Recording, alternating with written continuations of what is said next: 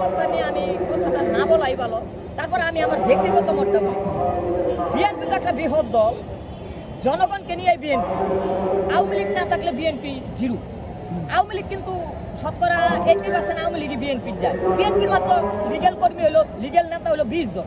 এই 20 জনই 80 জনকে ম্যানেজ করে, আওয়ামী লীগের 80 জনকে ম্যানেজ করে বিএনপি বিশাল দল। তার ব্যাপারে আমি একটা ছোট মানুষ, এত বড় কথা ঠিক না। তবে আমি মনে করি ভোটের মধ্যে কিন্তু এই বিশাল দল যে ভোট দিবে তা না।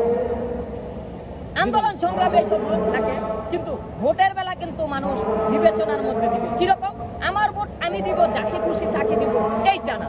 আমার ভোট আমি দিব যোগ্য মানুষকে দিব, এই চিন্তা মাথায় ঢুকে গেছে। কারণ বিগত সময়ে আওয়ামী লীগ, বিএনপি, জাতীয় পার্টি সব দলের প্রতি মানুষ অনীহা। এটা কিন্তু বড় বড় নেতারা কোনো অন্যায় অবিচার করে না, করে কারা? পাতি নেতারা। তাদের ইনকাম সোর্স হইল মানুষকে শোষণ করা। বড় নেতারা যত কমান্ডি দেখ না কেন তাদের কমান্ড মানে না, সবাই স্বার্থ নিয়ে চিন্তা করে। আর ইসলামী দল আসলে স্বার্থ নিয়ে চিন্তা করবে না, ছোট থেকে বড় নেতা পর্যন্ত সবাই স্বার্থহীনভাবে কাজ করে আল্লাহর দিকে চাইয়া।